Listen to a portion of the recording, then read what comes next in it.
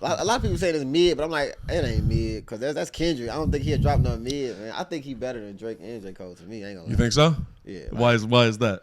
I don't know, just my opinion off of just the music I've heard Drake drop and the music that J. Cole's drop and Big Sean. Like, they're all dope ass artists, but Yeah. Kendrick I don't know. It's just something about his metaphors and his punchlines. He's just different to me. Like, it's just crazy how he can switch it up. Even the way he raps, like how he sound, you know what I'm talking about too. When he be like,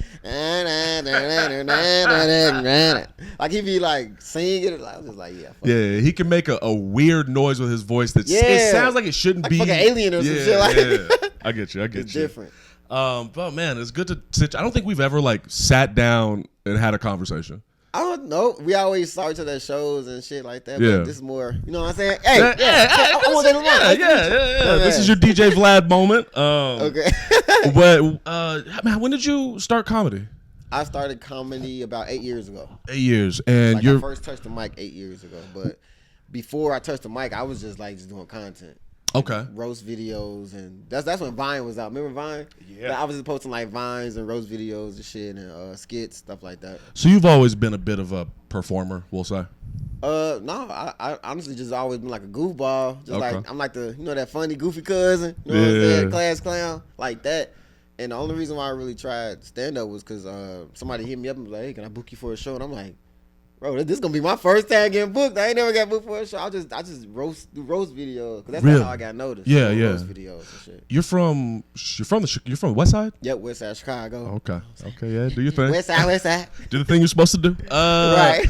But okay, so you're doing Vine, you're doing social media stuff, and you're being goofy on social media. Yep. And then somebody sees that and is like, well, this dude will be funny doing stand up. Yep. Mm-hmm. And you had never done stand up before. I'd never done stand up, never done improv stand up. I probably did like a few stage plays when I was in high school. That's about it. Yeah. So how did that first one go? Man, I can't even. It was amazing because I think the best feeling about it though was a lot of my family and friends came out to support, and that's what really gave me like the encouragement to just get up there and do the jokes. I literally only had 3 jokes, 3 minutes, and got up out of there. Like, it felt amazing. Like, I felt like I had super powers. Like, I'm a super comedian, dumbass. So so you get up, you do your thing, and from then on it was like comedy, or did you hold like what was the process from there? No, after that I was like, oh, I gotta start writing more. I gotta start hitting more mics. I gotta start hitting open mics. I gotta start getting more out there. I want to do more shows, bigger stages. Like, yeah. I want it. So just immediately for you, it was like this is. Yeah. That was something I try to stay off social media for my own mental health. But when I see your stuff on social media, I can feel that you know how to get people's attention. Okay. You're very. Because we light skinned, we know how to do that. We light skinned. All we gotta do is blink a little bit, a wink, and it's over with. You have this ability to know what hits and what people want to not see, but like it's attention grabbing. I don't know if you've always like where do you think you got that skill from? Because I don't see anybody doing videos particularly like you. Man, I think it just came from just experience, just doing it so much. Just seeing what people like, seeing what people laughing at, seeing what's trending, seeing and then me going through stuff like me, like in relationships with my dad and relationships with different girls, and me having kids, just trying to turn all that into comedy and skits, like and just try to make it relatable. Yeah, you know? Like you just doing your thing. Yeah. Speaking of kids, man, how many kids you got? I got 2 kids, that I know of. No, I got 2 though. How old are they? My son just made 12 yesterday. Okay. And my daughter is 14. Yep. Whew, stressful. Yeah. Because they both about to be teenagers. My son about to be 13 next year, so it's like, they don't want the Tonka trucks and Barbie dolls anymore. They grow fast. Yeah, they want the design, electronics and shit. do they know that you're a comic, or how does? They know I'm a comedian. How they feel about that?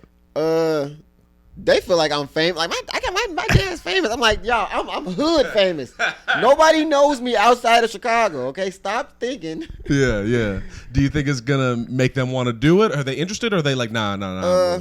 My son, I think my son gonna be like a DJ or something. Or like, I don't know what he's gonna do yet. He has he's like his mom. Now my daughter's just like me. Now, I Yeah. think she's probably gonna do something in like the entertainment. She might be like a singer or a comedian or something like that. My son, I don't know about him yet. Okay, y'all just an entertaining ass family. Yeah. And then so you're from west side of Chicago. You grew up out here. How was like you seem like you were the goofy funny kid growing up? Mm-hmm. Yeah, yeah. Where people were like, was it the type of kid who everyone liked when they talked and it was goofy and funny, or was it the type of kid? I was the kid who was like, oh, there goes Aaron again. About to say some crazy Yep, shit. standing up and running around and yelling, saying crazy shit. And they did not. I don't think I had the maturity at the time. Like I didn't have the right timing when I was a kid. I was trying to be that funny guy, and it just didn't. It never really Timing landed. was off, right? Yeah. I had to figure it out later in life. Somebody just lost your job. Be like, you lost your job. Like you just like making it worse. And shit. Yeah. Like I just didn't have that. Just that natural click into that comedic timing. It took me a while to like carve out how to find it, but for you, what just off from the very beginning, just kind of. Well, just as far as just me having just the stage presence and the courage to get up there, like the natural, just me naturally being funny, that. But as far as like writing and all that took time. Like I had to really read some books, figure out how to put a joke in there, like just everything as far as like, you know how it is, just being on stage, just trying to learn the science of it. That came with time. Like I don't think I had that like right off the bat, because my first couple shows, I was up there like fucking Eminem, B-Rabbit, you better lose yourself, you better move it. You know what I'm saying? You know how it is, like that you don't want to choke. Yeah, you don't want to choke. Yeah. Yeah, that like I think that's one of the things about stand up that people don't realize. Like to get good at it, you have to be. It's not like playing a guitar in your room and fucking up in your room and nobody can hear you play the wrong notes. Exactly. Like you got to get up and just jump into the fire and hope it goes well. It goes, yeah. And then you started comedy in the West Side and the South Side, I'm assuming? On the West Side, yeah. West Side. It was literally at like a, I remember too, it was like on Pulaski, like 16th and Pulaski or something like like a banquet, like a little banquet hall. Yeah. Yep. Yeah. What's the... Or would you say there was much of a difference between the West Side and the South Side in terms of the comedy scenes? The comedy scenes? Like a vibe? Because you know how there's a different vibe between the North Side and the South Side and the what? Like Yeah. You know. But the comedy scene, I would say, like, to me, maybe the South Side a little more just hands-on, aggressive, like, Yeah. you know what I'm saying? And West Side maybe more like, how can I explain? Like more of a, I don't want to be, because I mess with South Side and West Side. But I think West Side, we just got a different swag that we come with. You know, it's like a different swag. As an outside, you know I'm from California, right? Are you from Cali? Yeah, we should. I didn't know that. Let's get to know each We other a getting to little know bit. each other right now. Yeah. How long No, you been doing comedy? About 8 years. Oh, shit, look at us. Yeah. Thought Light around the skin, same lots is time. the whole thing. I just don't have kids. You can keep those. Right, you don't want to. But I'm from Riverside, California. I'm not from LA or anything like that. Okay. I'm from the desert. Damn. And yeah. And I moved out here about 3 years ago. Okay. Okay. To pursue. Part of it was like pursuing comedy for my career, because from my perception, I think Chicago is. I haven't been to New York yet. I still got to touch New York. Me too. I got to go to New York too. For real. But from what I can see, pound for pound, the best comics seem to be coming out of Chicago. Like the circuit in Midwest. Chicago. That's how I feel too. Even like touring, doing other shows out of Chicago. I'm like, man, Chicago is just like the circuit is just it's just different. mics everywhere, like comedy clubs everywhere, networking everywhere. Everywhere else, everybody's just like all like, you know what I'm saying? It's just different here to me. I don't know. Yeah. Oh no. Yeah. 100%. It's like home for real. Like And there's a confidence. Like I was just listening to Shannon Sharp talk to Shannon. The Shea Room, whatever the fucking the thing that Cat was. the Shay Show or something like that. Shay, Club Shay, whatever it Club is. Shay, yeah. He was talking to Lil Rel. I didn't catch that one yet. I need to watch that. I've been watching I got to clips. sit down and actually watch that, because a lot of people are talking about it. It's really interesting. Like Okay. he's talking. At one point, he starts talking about Chicago and the vibe, and he said that there's just an unmitigated confidence from Chicago. Chicago? Yeah, there's no type of confidence like a Chicago, especially South Side, West Side, Chicago. I agree. I wholeheartedly agree with that. Yeah. Where do you think that confidence comes from? I think it definitely comes from like the OGs that started before us. You know, the Bernie Macs, the Damian Williams, what's her name? I'm bogus. Funny ass Tierra. Funny ass Tierra. Not her though, cause she pretty much started around like recently a little bit. Like what's her name? Cheryl Underwood. Was it Cheryl Underwood? Cheryl Underwood. That's a different person. Not Cheryl Underwood. Okay. She's from Chicago. She got the big lips. She was on Def Comedy Jam. She funny as hell. I can't think her name like right on the. I'm sure it's gonna come up. We'll figure it out. Yeah, we'll figure it out. But yeah, I feel like that came from like us watching the OGs. We're like, man, we got to get like that. We got to be tough. We got to be on our game. We got to write. And I guess that's probably where it came from. Yeah, I felt like when I came out here, I first off I couldn't find anything on the south side and the west side because I didn't know where to go. Oh. So it was like an underground railroad type of finding information. I get here. The north side was easy to find because of the Instagram, the Chicago comedians. Oh, the open mic.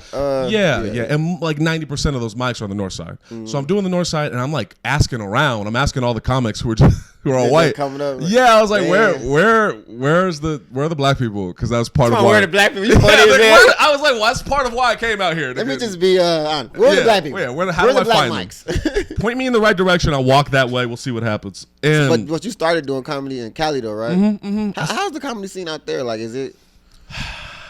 I'm working on not speaking ill of California as much as I do. It's your hometown. You can't talk about your I talk shit so hard about where I'm from. I hate where I'm from. Damn. I hate where I'm from, man. Even the food? Subway? I never been to Cali. They ain't got no mouse house. No. They don't. It's not. It's all right. So when people have you been to California? No, I want to go, man. Okay. When people think of California, you're thinking of LA. You're thinking of San Diego, San Francisco. That's exactly what I'm thinking of. Yep. Yeah. You know, Aurora, Illinois. Yep. Is that what it reminds you of? Yeah. Aurora, Illinois. That's what it's when I say California. The outlet mall. It's like a big ass outlet mall. You know how people there's like Springfield, Illinois too, right? Yeah. It's like Springfield.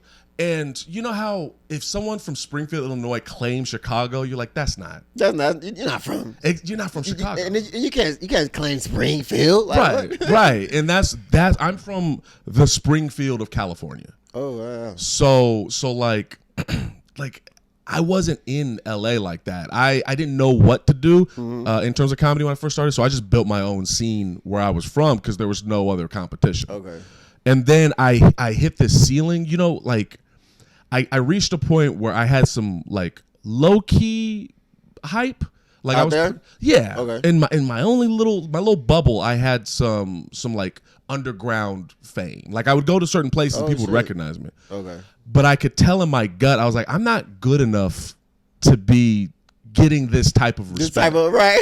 Yeah, like I know in my head, I was just like, this doesn't make sense. Hey, it's gonna be worse now though. You came here, you making a name for yourself, you gonna go back and be like, man, we see what you got going on in the Shy.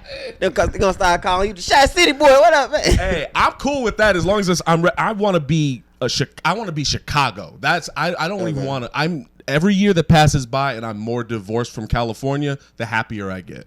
Damn, I don't want nothing to do with it. He's the deep word. I'm good. Yeah. But I ain't gonna lie, I can see you like going like you've been doing, producing shows all around Second City, like going crazy, material getting better. I can see you like catapulting here and then maybe shooting a special at home though, and people like actually supporting you though. I would you know fuck what I with mean? that. I would do that For real, yeah. Just gotta man. catapult here. I gotta make more videos with bitches in there. I gotta find my inner sexy light skin and really. Are you interested like in doing content? Like you ever thought about doing? I'm not that dude. Everybody don't like doing it. Like I'm even getting like, man, I'm tired of doing it. I've been doing it so long. It's like, fuck. It looks exhausting. It is because you gotta constantly be coming up with shit. But no, I'm pretentious. Okay. I'm Mr. fucking artsy. I cry in movies. Like I'm that guy. And I've really learned, like coming out of here, like that's the other thing I gotta give big compliment to the South Side and the West Side. Pressure. The pressure. Pressure. And a lot of pressure, yeah. If you unnecessary pressure too. It's sometimes, like, yeah. Sometimes it's like, this is a little much, guys. It's just comedy. No one needs to get beat up over jokes. Right. But from what I've seen, the best thing that I've gotten from performing anywhere in the South Side or the West Side is people require you to be yourself. Exactly. And if you are not yourself or you don't know yourself or you're being someone different, everyone can suss it out. Yeah, they're going to see that. They're going to see that immediately. Mm-hmm. And when I first moved out here, I didn't know myself the way I do. And now. And so I was up there fucking... I don't even know what I was like, everyone's talking like this. I'm gonna talk like this. What's up, Joe? Yeah, and it's like that's not me. And I don't see you, and I don't see you doing that. Like when I've never seen you have a mediocre set. I've seen you actually be yourself, and I respect comments like that. You know Thank what I'm you, saying? thank For you. real. It took time. Now, so we talked a little bit about this before. You know what I'm. Yeah, let's get into it. Let's get into it. So I saw a rap dish you made, inspired by Tupac's "Hit 'Em Up," one of the greatest rap disses of all time. And before we even get into that too, yeah. I want to say this too, because I don't know how much of this you're gonna use, whatever. I want to explain this too, because people are like, I thought you were a comedian, you a rapper too. I honestly, before I even started doing comedy, I was actually rapping. Like I was actually like going to remember? Have you ever heard of Sub T, Subterranean? Yeah. I was going to Sub T open mics, and I was doing like little rap ciphers and going down to North Avenue Beach doing rap ciphers with my homies. Like I was actually trying to find myself too. I'm like, man, I know I'm supposed to be on stage, but what am I supposed to be doing? Mm-hmm. So at first I was rapping. And I ain't gonna lie, I was weak as hell. Weak as hell, like weak songs, bro. Like I'm looking back at I even got footage of me when I was rapping. I'm like, damn, that shit was weak as hell. Yeah. Did I really say that? And I'm like, maybe what it was that I had like bars or whatever like that. It's just like, I'm light skinned. Anybody gonna take me serious as a rapper? I'm like, let me just stick to comedy. You know? Oh, you were doing both at the same time? Or? No. I was actually just doing the rap as like a little hobby, and I was just like doing roast videos and stuff like that. Okay. Yeah. And then you dropped the rap, but you brought it back for this moment. Then I brought it back. Yeah, I'm like, hold on, I could rap a little bit. Let me bring it back. So I gotta ask, because I don't know who we're talking to. I don't know the context at all. I just know there's only one reason to reference "Hit 'Em Up," and it's because you're saying some shit about to somebody. Right. So can you break that down? What's going on? What happened? So basically, so as far as the video goes, the diss track, a comedian by the name of a Chicago comedian, Chicago native. If you guys know him, Uncle Hank. You might know him as Uncle Hank. He dropped a diss track first about me off of the what is it? Is it the Ether? Was it the Ether? Well, how did Nas song go? How Nas go? If it was Ether, it was about him and Jay-Z, right? Shit. I don't know how it goes, but that he dropped a diss song off of that song. He gonna find it? Oh yeah, we're gonna find it. He dropped that. I seen it. I'm like, oh hell no, I can't let this slide. So I turned on that Tupac. You know what I'm saying? I listened to Tupac's verse. I'm like, man, I'm gonna like come at it just like that, like just how Tupac did Biggie. I'm gonna do it, but having my own like bars in there about Uncle Hank and his crew. And that's what I did. Ether. Yeah, I think that's exactly what song it is. Okay. Yeah. So Uncle Hank dropped it. But I like how he did action. Look at that. Yeah, I did. But Uncle Hank dropped this first. I heard. I'm like, oh, I'm not about to let this slide. So I picked. It was low key. It was either gonna be Hit 'Em Up or it was gonna be No Vaseline. Yeah, I was like, I'm gonna do Hit 'Em Up. Okay. Bring my dark skin energy out. Okay, so there's a comedian by the name of Uncle Hank who made a diss track using this against you, and that's where you came back with "Hit 'Em Up." Exactly. Now, this is a comedian. This is not a rapper. He's a comedian, but he raps sometimes, I guess. Okay. Yeah. Why was he making the diss track in the first place? So he made the diss track because we got into like a little a social media argument on Instagram. Like he very classy. How'd you put that? Yeah, social media argument. Social media beef. He commented something on one of my videos. He was like, man, this week take this video down. And this is I wasn't like doing nothing. I wasn't editing no video. I wasn't writing. I actually had my phone. I saw the notification. I'm like, oh, I got time today. And we was going back and forth. I'm like, no, you take yours down. No, you take yours down. No, you weak. You ain't funny. We going back and forth. And I guess I pissed. You know, we light skinned. We know how to really get under their feelings. I called him a bone boy. What's a bone boy? So basically, he's in Skin. I know you know Skin Bone. He's like a content creator. Okay. I'm looking up. I'm listening. Yeah, he's super funny. I'm not beefing with him though. Okay. I'm beefing with Uncle Hank. Okay. But he's under Skin Bone though. Like he does videos with Skin Bone. Skin Bone is like viral, super famous. And I called him a bone boy because I feel like Uncle Hank. Yeah, that's him. Yeah, that's Skin Bone. Yeah. Okay. I feel like Uncle Hank was dick riding him. Like riding his wave instead of like being your own man and making your own lane.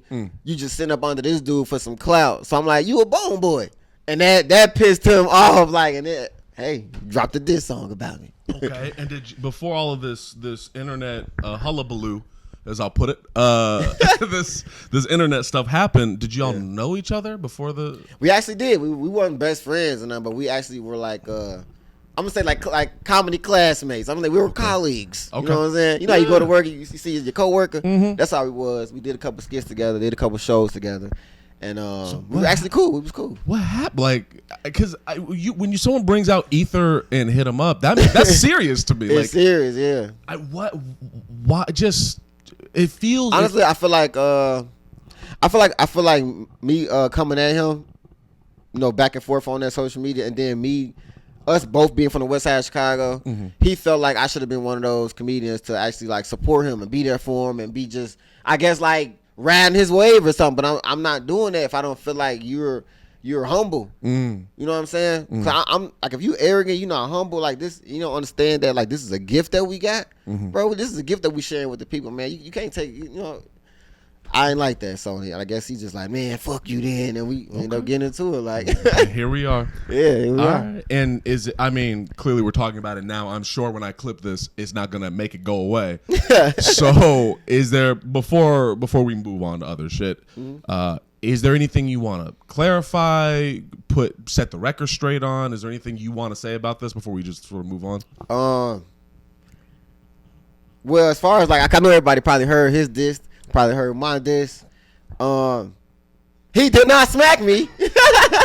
He didn't though. Nah, man. See, after the diss track, after the whole actually this happened before the diss track. Okay. Before I dropped my diss, I actually ran into him after we got into on social media. I ran into him at this open mic called Bar 10. I know Bar 10. Yeah, I ran into him at open mic called Bar 10, and everything was cool, man. We didn't talk. But we were like walking past each other, like, you know what I'm saying? We didn't say anything without the bam. So at the end of the show, Leon Rogers, he's the host of the open mic. He ends the show. Hey, thanks guys for coming out. Woo-woo. We're leaving out. This guy tries to snake. He tried to hit me. He tried to snake me like without me even like paying attention. But I got fucking spider senses. Fucking, you feel me? Like I fucking dodged that shit like Matrix and that. Like, yeah. And we were about to fight. You know what I'm saying? But security came, they broke it up, and that's when both of the diss tracks dropped. Okay. And what I want to clarify is that there is no. After I dropped my beef, I ain't gonna lie, everything pretty much like quieted down. Like he hasn't responded. I haven't been seeing no videos, no comments, no more beef. I'm like, I feel like I ain't gonna lie. I feel like I won. I feel like it was like Drake and Meek. Remember the beef with Drake and Meek Mill? Yeah. I feel like I was Drake in the situation. And I shut Meek ass up. You know what I'm saying? Like, that's how I feel. Okay. Ain't no more beef. Okay. It got a little serious at the open mic, but now it's like, all right, I said what I had to say. I feel like him and his camp saw that and was like, you know what? Let's just squash it. You know what I'm saying? Because I haven't heard anything since I dropped mine. And it went viral too on Facebook, Instagram, YouTube. It went viral. And I haven't heard anything. So I'm like, maybe the beef is squashed. I don't know. You know? Right. Well, let's we'll see. I guess we'll see. Only time will tell. I know I don't hate the man. I don't hate him. I don't. I wish any comic the best. You know, in their career. My thing is just don't get these followers and just think you could just shit on everybody else. Cause that's what I feel like he was trying to do. Like, I got the followers. I got the. I'm gonna shit on you. No, that's not gonna happen. I'm gonna still talk my shit with my little 39K followers. You know what I'm saying? Okay. Yeah. Yeah. We'll leave it there. Yeah. No. In terms of, so clearly there's bad blood out there. We all have beefs. There are people in Chicago I don't like, and they don't like me. But really? Oh yeah. Well, I never heard you be in no type of beef or nothing like that. I don't try. I never heard anything.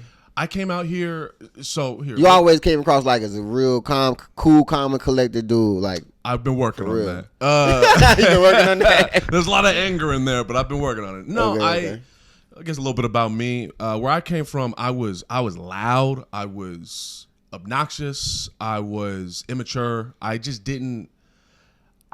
someone who was insecure in themselves. And when I came out here, I made a point to be like, I'm gonna shut the fuck up. I'm not gonna talk to nobody. I'm gonna sit here quietly and pay attention and just take people in. And my whole intention was to not start problems. Right. But well, okay. So I told you about my little beef. What beef have you had? Was like what happened? Like what was the incident? I'm thinking of multiple people right now, and they're all wow. Well, you can probably just tell me like just one that really pissed you off.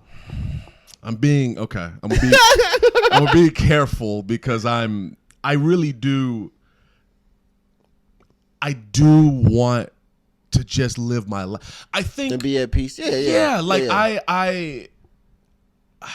I just want to like make art and do cool shit. Man, that's what It's like you said. This is a pleasure to be doing all of this. We are it's a gift. Gifted, and to squander that through causing problems that don't need to be caused is a whole thing. But exactly. There's a story. Okay, he's trying to carefully word it. You don't. If you have seen this person, you don't know them that well. I don't know. But I'll tell you the story when the camera's off. Oh, okay. Because cool. as soon as I tell the story, you'll see. No, that's fine. We don't got to bring it back, especially if the beef is dead. You don't got to bring it back up. Yeah. It's like it left a little wound, but it's dead. One of the things. Okay, here's what I'll say is one of the things I learned in coming to Chicago is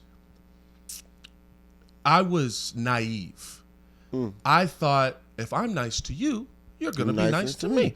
That's what I thought. Shit, we on the same. That's that light skin shit. We they take our kindness for weakness.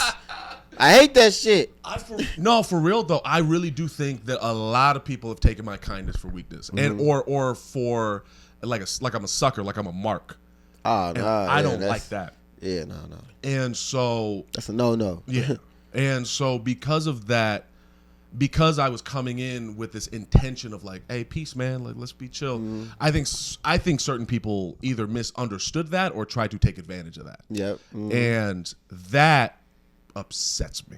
Yeah. And that's when they go see the other side of you. Yeah, that's like when Dr. Jack. the darker side comes out. Yeah.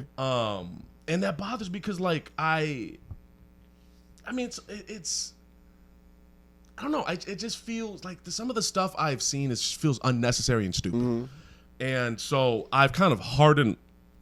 I've kind of hardened myself a bit, and Chicago has made me harden myself. You go back to Cali, probably a GD. I went. Yo, I visited for the first time after 3 years this past December, and I could feel the difference. I was ignoring all the homeless people and just Chicago will make you so aggressive and so mean. Like it'll change you, man. Yeah, so I think I've definitely changed a little bit, mostly for the better. I think I'm a little paranoid now, but other than that, Yeah.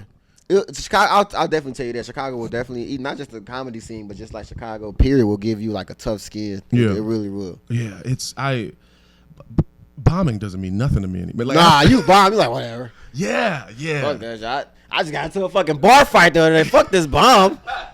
I can rewrite this shit. Like and bombing at bar 10 in particular.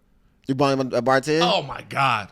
Oh. Try bombing on New Year's Eve. I bombed at a New Year's Eve show before. I had fucking my shit on. I thought I was about to kill it. I had my fucking Steve Harvey blaze on and shit.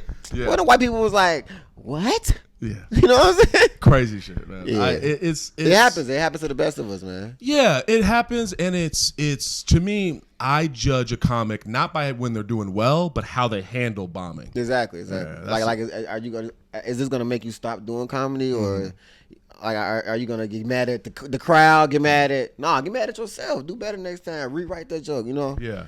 I hate comics that act like they never bombed before. Like, bro, I know you bombed before. We've all bombed before, man. It's but one of the things I'm trying to. Do you remember the first time we met? Was it at Water Jerk? It was at Water Jerk. Maybe we saw each other at Laugh Factory, but the first time I was just thinking about that too when you was talking about Cali. I'm like, when was the first time we actually met? I'm like, it had to be Water Jerk or Laugh Factory. We probably like passed ways at Laugh Factory and then like actually met at my open mic. You really solidified in my brain at Water Jerk. Okay. That is down there. And I appreciate you for coming out and supporting and hitting the mic too, man. That was cool to say. You came out of nowhere like, I'm like, look at that. Like, no, man. I missed that room. Is it? It's not. You doing it still? No, I stopped doing it because that place actually closed down. His business was bad. He wasn't making a lot of money, so he had to close it. Unfortunately, he had to close the business down. I gotta say, based off of that neighborhood, was that Wicker Park? Yep. I'm not surprised. It's expensive as fuck over there. Like, it's expensive, and the type of people there don't feel. I can't imagine they would go into a place like Whataburger. They don't. True. Yeah, it's just different things. He got to bring that to the west side or something. You know? Yeah. But I remember you kept saying dumbass. Dumbass. And I was like, one of the things, there was a few things I noticed when I came out here. I noticed certain people had catchphrases and certain people had nicknames. Yeah. Where did that come from? The catchphrase? Yeah. Well, at first, it's pretty much like what a lot of Chicago people be saying, like goof ass, dumb ass, looking ass. It's form of like roasting. You know, so I kind of just, and I watch a lot of like TV and watch a lot of shows, and I actually love that 70s show. You know, really like dumbass. I think that shit is hilarious. So I just like kind of just like made it my own like little in my own way though, like remixed it. You know what I mean? I love that show. I would have never guessed that 70s show was big. I love when Red say that shit, dumbass. Like that shit is hilarious. I see. I love seeing the. I don't know, man. There's just different flavor out here. It's just different style. Yeah, so many different styles and flavors. Yeah. And then what's the goal? Like, what's the if you were to imagine your dream scenario with doing all of this, what does it look like? My goal, dream. I don't know, man. At first, I kind of had that sketched out when I first started. I was like, these are my goals. You know, you got your little fucking a board with all the stuff on it. What's it called? Vision board. A little vision board. Like, I'm like, yeah, this is what's gonna happen. And then, honestly, at one point in my career, I kind of just like started having fun with it and kind of just like appreciating just getting booked at any type of show. And like, I'm in my notes, like in my head, I'm like, if I don't make it on TV or if I don't get this huge tour or open for Martin Lawrence or something like that, I won't be mad because I'm gonna enjoy just the journey. And I would maybe one day would like to have my own like comedy club and just be able to just throw shows in there. My homies come, my colleague like you come throw your special there. I would love to, like that to be the end game. Have my own comedy club in Chicago. Yep. That would be dope, man. Yeah, call it like Ohjay's or something. I don't know. I got a couple names in my phone, but I ain't telling y'all my ideas. 10 years down the road, we'll look back at this archived footage. Yep. That's an interesting dream. I've never heard comic. I don't think I've heard a comic say they want to make a club. Yeah, I want my own club, man. I want to be able to just have my own club that I can call home and I can throw shows in there. My comedy colleagues can come throw shows in there. You know what I mean? Like, yeah, I think that'd be dope, man. Do you like the idea of like being self-sufficient? Like you don't. I love it, especially like financially. You know, being able to produce and host your own shows. I don't know. It's just like it just makes me feel like it's more independent. Like me being independent, more creative. Me having my own instead of me like trying to branch off with somebody else or something. I just want my own, just more original. You know what I mean? I get you. And the idea that like you just get to do whatever you want to. Yeah, like almost like if you an artist, like when you create your own songs, like it's you expressing how you feel through your own music, like you know what I mean? Kind of like that in comedy, for real. Yeah, no. Cause we can fuck. Can I curse? Yeah. Cause we can fuck the same bitch, but we gonna fuck her differently. Like it's gonna be it's gonna be different. You know what I mean? Approach it in different way. Yeah. It's gonna be she gonna get some different dick out of us. You know what I'm saying? Look at that. I know that was a crazy way to explain it, but I'm a Scorpio. I know what you mean. Freaky as hell. No, man. The thing you said about like you had a plan, it was clear, and then you just got to a place where you just want to have fun. Yep. I felt that. Like back in California, I was like, if I'm not a famous comedian by 5 years, that mean I didn't make it. Yeah. Nah, it's too much pressure. Like it's too much pressure. Like have fun with. Just appreciate the shows you got coming up tomorrow. You know what I mean? For real, man. And then I coming out here, man. Chicago kicked my ass that first year. That first year, how was that first year? Like, it was great. I never moved away. I never lived far away from home. So this was your first time leaving? Yeah. Well, I went to college like an hour, some change south, but that's not. Nah, that's not. Nah. It's not the same thing. Like, you really just left home, so I know you was out here like, man. I never that first winter. You probably want to go back. I mean, especially coming from Cali. Yeah. I got nice weather out there. Shit. Fuck, man. That first winter, it was I hadn't seen the sun in months. It felt like. Damn. And you like, when you can feel people are far away. Mm-hmm. Everyone I knew was far away. I could text them, but it's not the same thing. Exactly. And then I didn't know anybody here, so I just felt alone. Yeah. And that first year, I was in Pilsen.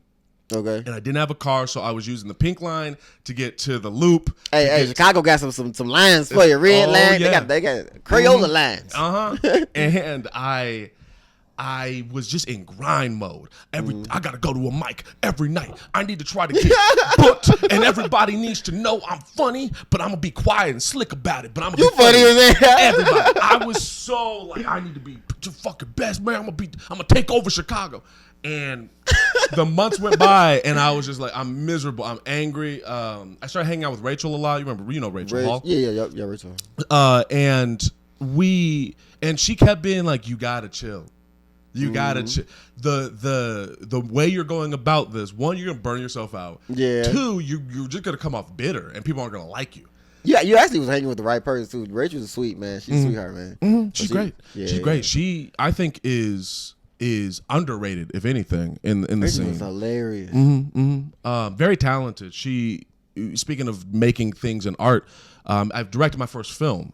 And I'll show you later. And she's starring in it. She's in it. Damn, that's dope, man. Congrats. Yeah. Look at you doing more than just comedy. You a fucking film director. I don't know why I had this tunnel vision, this idea that like this is why I like what you do and with your content is it is you. It's so very you. And I think a lot of comics will get this tunnel vision, this idea that I have to do stand-up comedy. I'm a comedian, the end. Yeah, fuck that shit. Yeah, you found a way. It's a different world. We're in a different time now. It's like, Well, I gotta do the thing. I don't have money for the clicker thing. You're fine. But no, that you just make what you want to make. Like, yep. And in taking kind of a page from that book, I've always wanted to make movies and stuff back home, but I was surrounded by white people and they didn't believe in black people at all. Right. And so, I mean, do you know who Spike Lee is? Yo, I just got shit on every time I would try to do anything. I got shit on every time. Oh, that's bullshit. Yeah, but it's all. I'm here now. And so I was like, I want to make it. Fuck it, I'm gonna make a movie. I'm gonna make this. I know how to do this. Yeah. And I made it. Is that what you went to school for too? No, I went to school. I'm an American Sign Language interpreter. Oh. That's why Tiny was telling me to do sign language. Yeah, she said do the sign language. Cause you got a sign language joke. I don't even think I ever seen it yet either. I have some material about deaf people, but right now I'm focused on other stuff. Yeah. But I was at Sheldon Calhoun. I was at his mic and he knew I was an interpreter. Something happened when I came up and I was interpreting his jokes and he was talking about fucking bitches. And interpreting it. So I think that's what Tiny was saying. Okay, yeah. I want to hear this shit. That shit sound hilarious. Yeah. It's it's a whole thing. Speaking of Tiny, you guys are dating? Yep. clap. Thank you. Appreciate y'all. New relationship. Hey. Comedy, couple goals. If you don't mind me asking, how long has it been? I ain't gonna lie. We started off as each other's side pieces. Like, I know we joke about it, but it's actually like a true story. I was her side piece, she was my side piece, and we didn't even. Well, I knew I was her side piece because her guy was locked up. You know what I mean? So she was like kind of waiting on him to get out. Yeah. Focus as hell. I hope I never get locked up because now I know what you're gonna do. But now, I didn't tell her at first, but then she ended up finding out that she was a side piece. Like, and that was like 5 years ago. So now. We kind of like left our main pieces and now we're each other's main piece. Okay. Yeah. It's a beautiful love story. Yep. Now, are you worried about the guy who's locked up? Is he ever getting out? I'm gonna just like probably invite him to give him some free tickets to a show or something. He'll appreciate handshake. You know what I'm saying? No, I'm just playing. I ain't worried about him though. He's not like. He's not crazy. No, he ain't crazy. Okay. No, Well, I'm just playing. That's good. Okay, so you 5 years ago y'all linked up, and then now you're together. Mm-hmm. Okay. Yeah, we kind of been like off and on throughout the 5 years, and now we're like in a serious relationship. Okay, if you don't mind me asking, like, how did that? What made you want to take that leap? Honestly, I think it was on her, and she always pretty much she tell me that she always had like feelings for me. She always felt like she could be in a relationship with me if I was single and wasn't with the girl I was with. And on my end, for me, I think it was the support I got from her when my father passed. Like I didn't really have a lot of people in I had my family in my corner, of course, but like I felt alone. I was hurt. Like I was just in the dark, really dark, and I was actually going through that beef too during the time that my dad passed away. And she was one of those people that was there for me, like emotionally, and I ain't gonna lie, that made me want to be with her. That made me want her, like, hey, you might just be your wife material.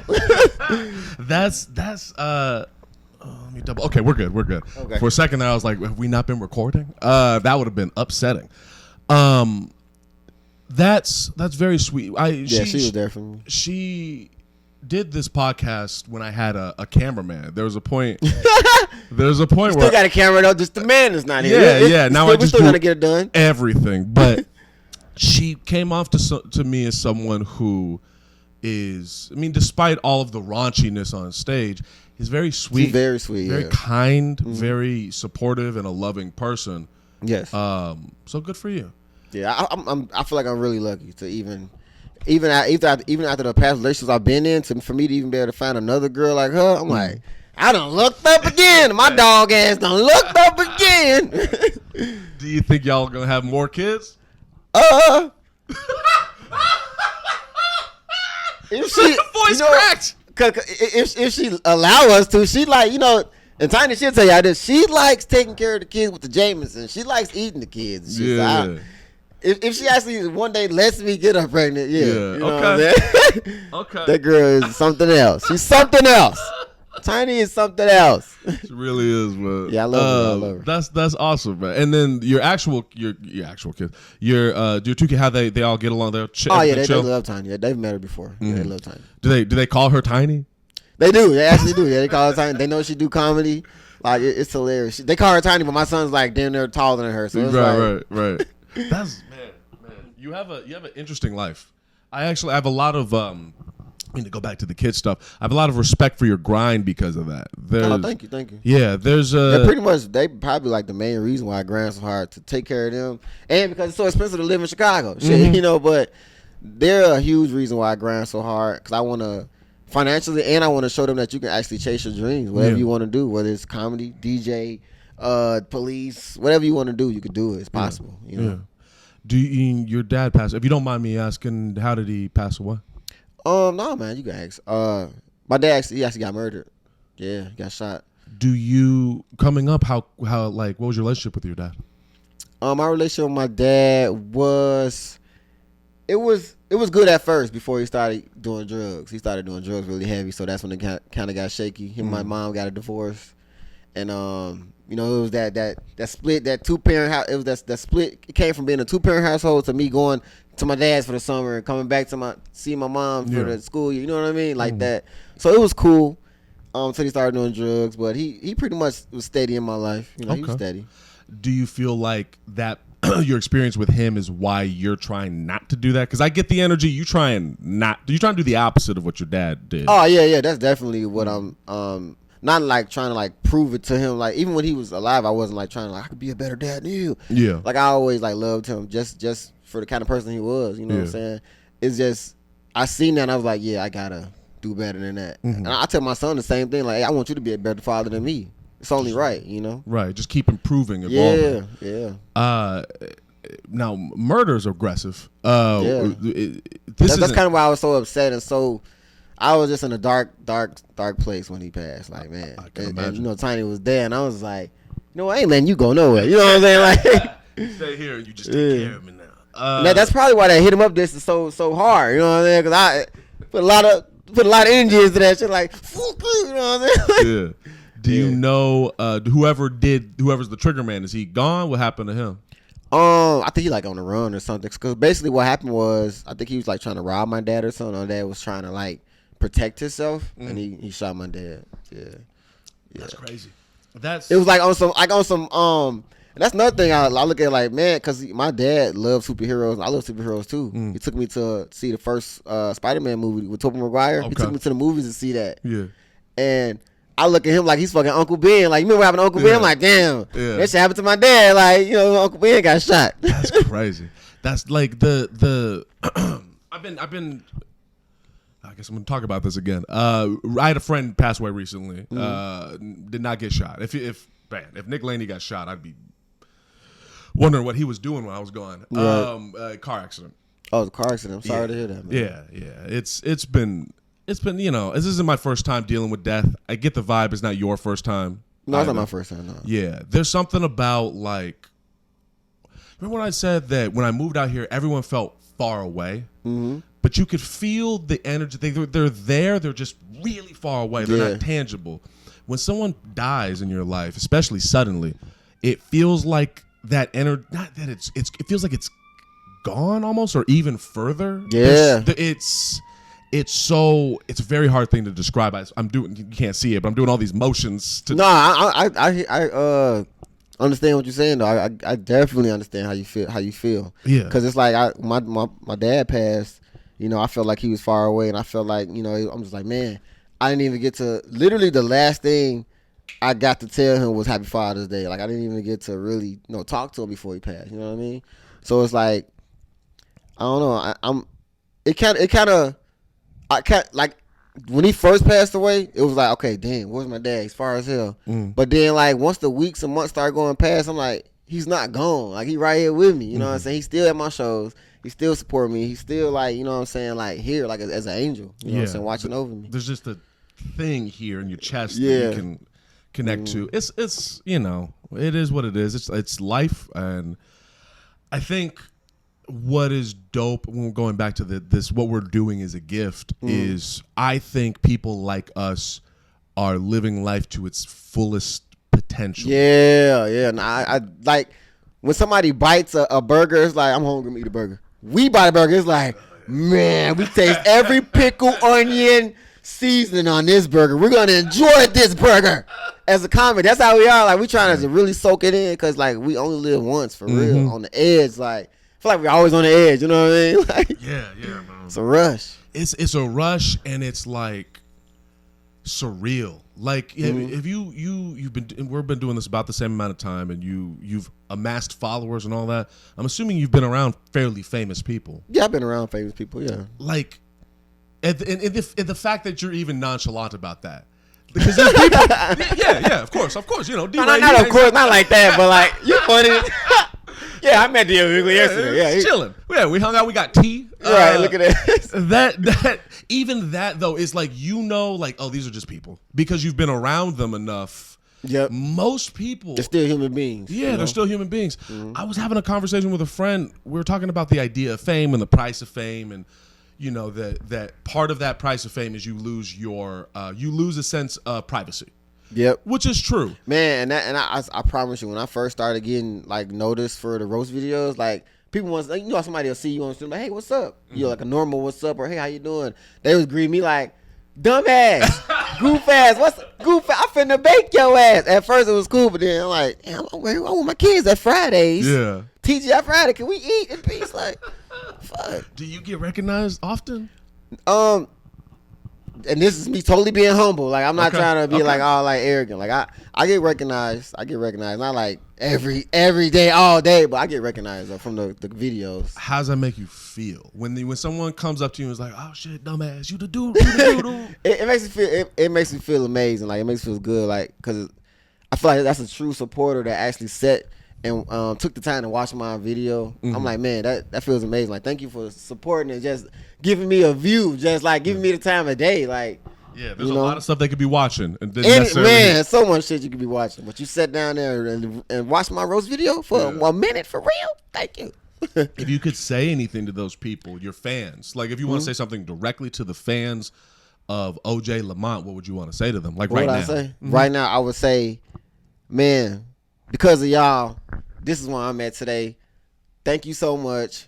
Like even my kids, like even like just y'all putting money in my pocket to feed my kids and feed my family, like, and to give me the courage to y'all the ones give me the courage to chase my dreams. Thank you. You know what I'm saying? Thank you so much. Like for supporting me for all these 8 years with the videos and banner tickets and banner shows. Like y'all the reason why living the dream comes true. Like making it feel like a dream came true for real. Thank you. Okay, I'm excited for this. Yeah, man. I got one more question for you, and then we're gonna wrap it up. All right. This is my favorite question. I always like to see how people answer this. So we're gonna look into the camera again, and we're gonna pretend the camera is you 5 years in the future. Okay. So you can say whatever. So this is me 5 years in the future. Yep. You can say whatever you want to yourself 5 years in the future. Okay. Your dreads still the same length. Hopefully it's not though. Hopefully your dreads grow a little bit. But hey, you still doing comedy. You still making people laugh. And you and Tiny still together. Y'all still in love. Y'all might have some kids by now. But hey, you are more mature, more smarter. You still grinding. You still chasing your dreams. I see you, man. I see you. Right. Dumbass. Take a picture.